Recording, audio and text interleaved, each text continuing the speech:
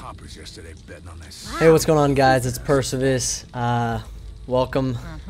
We are looking at Back 4 Blood, top swarm decks.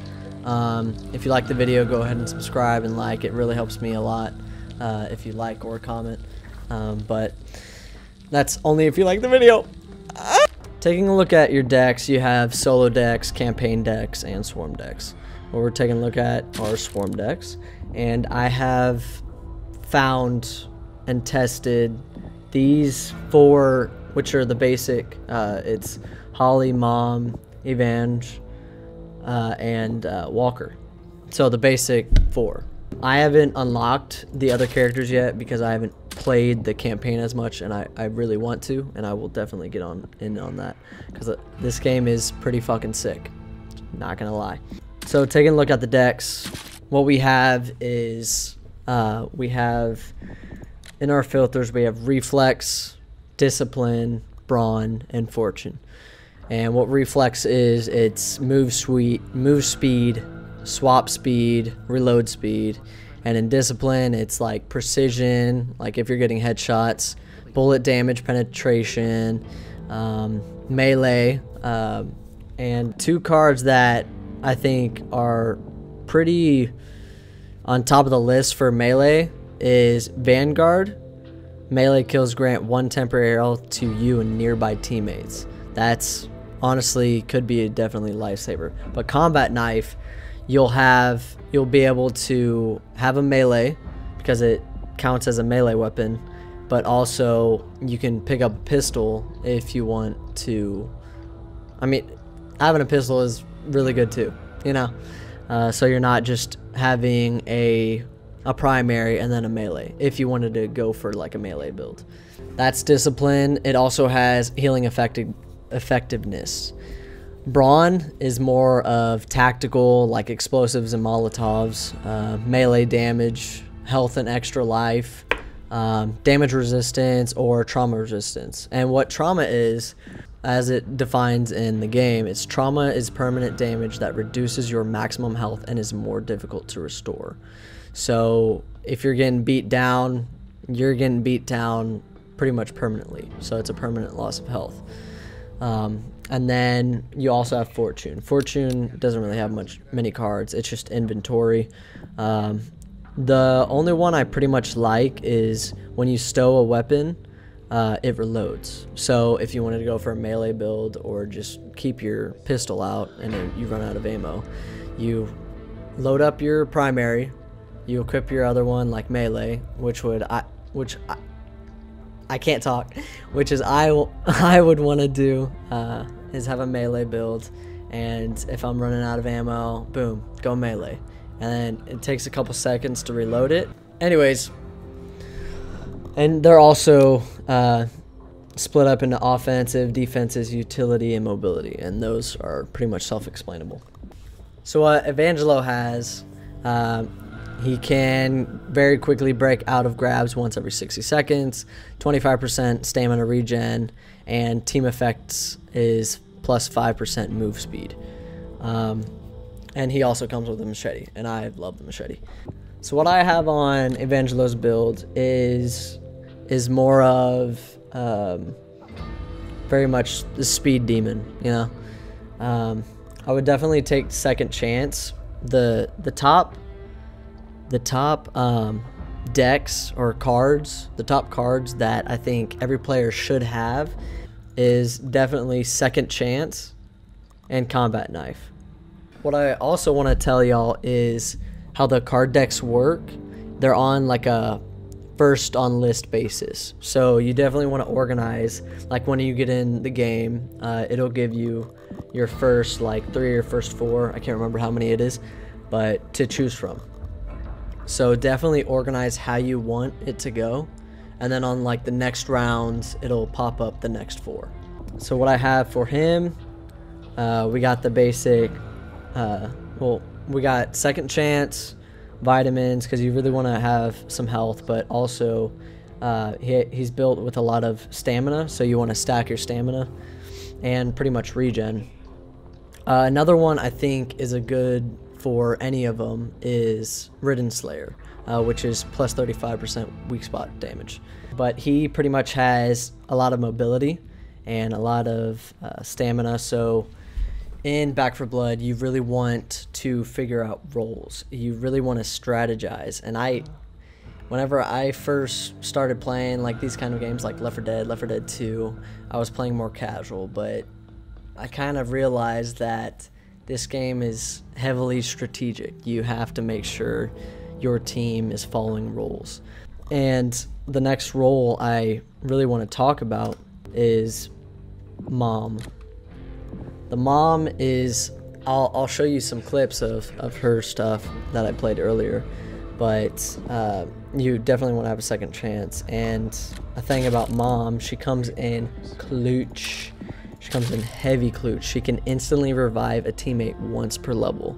She has +1 support inventory and +1 team extra life, and that's pretty wild. I think every team should have a Mom. You know, you'll find players that'll select one of these. I haven't really dug deep into these yet or researched about them, so I will later on whenever I unlock them and I'll play with them more. But yeah, definitely everybody should have a Mom, because moms are freaking legit. So what we have for Mom, we're more of the healer, we're more of the team player.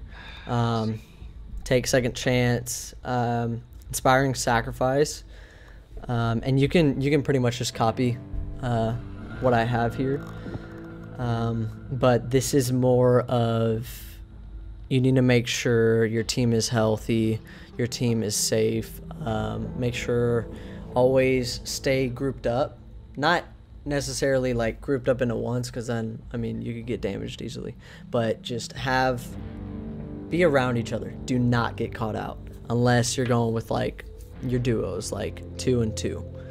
That works too. But definitely healing, a lot of healing. Combat medic speeds up revive and healing. Smelling salts, definitely a big thing. Plus 150% revive speed. That's a big one to have. And you pretty much want to be watching out if your teammates are getting down or getting pretty freaking messed up.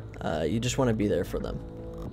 Next one is Holly. Holly I love to play as, because I love having a melee weapon and just fucking, you know?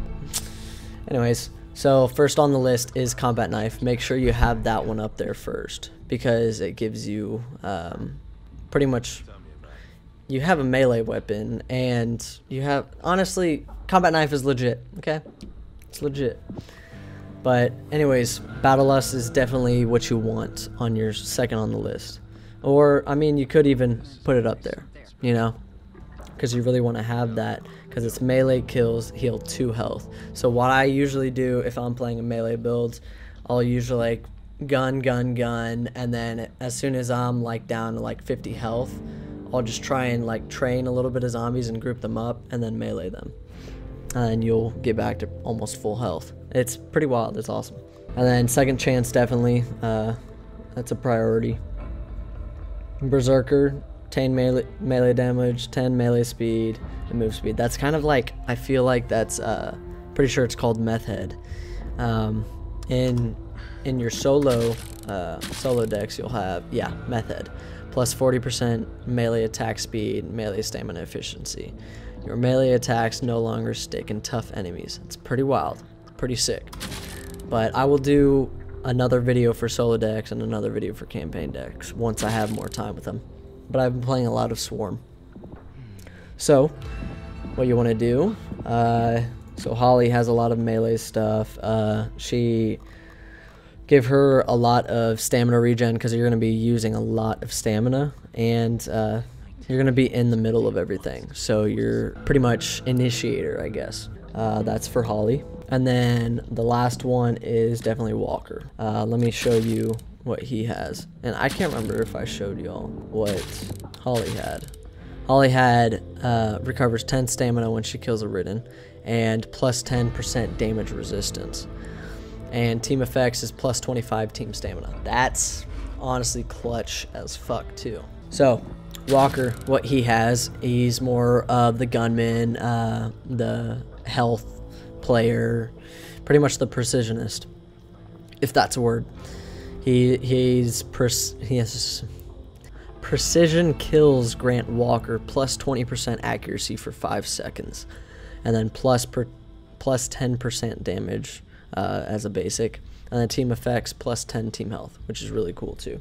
In his swarm deck, you want to take 2 primary weapons because honestly, he's a gunman. He will gain a lot of accuracy and pretty much a lot of speed with getting those precision shots, and it's kind of harder to get precision shots whenever you have a pistol, unless you had the deagle. Deagle would be pretty wild. Definitely a combat knife because you're gonna get rid of your second chance, of course. And then I also gave him admin reload. That's minus 15% ammo capacity, but what you have is you add the ammo pouch to counteract that and give you still plus 10 ammo capacity. But you pretty much want to be the gunman, the one lighting everybody up, trying to get as many kills as you possibly can and defend your teammates. Yeah, so that's pretty much it. What you really want to do is find how you want to play, how you would want like your play style, who you want to be. I personally like either being like the mom, the team player, or Holly, because I just love slashing. That's just freaking sick. Anyways, I'm gonna give y'all some clips of a game I played with Holly. I had, I'm pretty sure, 7 or 9 revives, and it pretty much kept my team up and going for around 3 minutes and got us pretty much the win in Swarm. I know it's not really a competitive area like this game. It's just fun to try and beat the other team. It's cool. I like being competitive, but I just like also playing casual. So I'm gonna show y'all a couple clips from there, and yeah.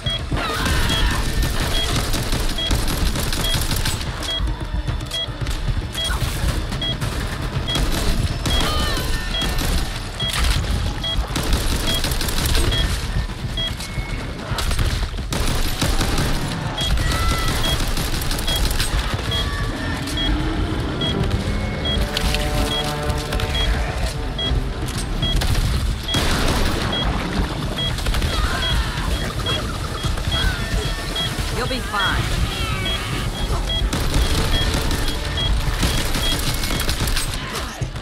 Get out of my way!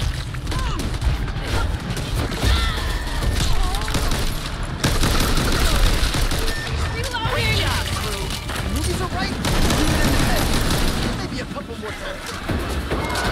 Move that.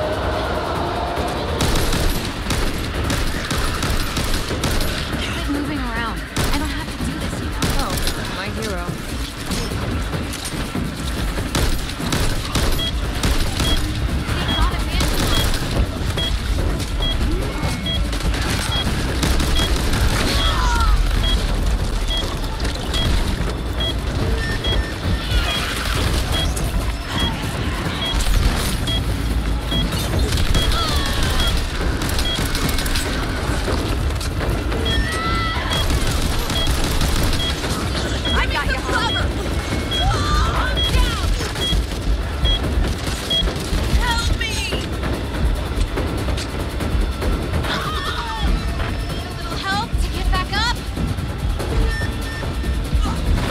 Swarm's moving again. Wanna give me a...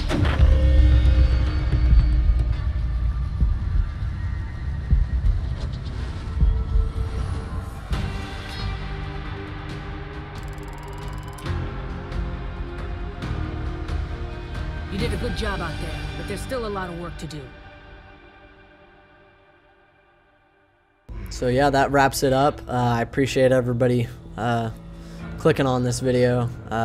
If you want to catch me live, I'm usually live probably Mondays and Wednesdays. That's gonna be around, like, I think probably we'll do it around 12 noon Central.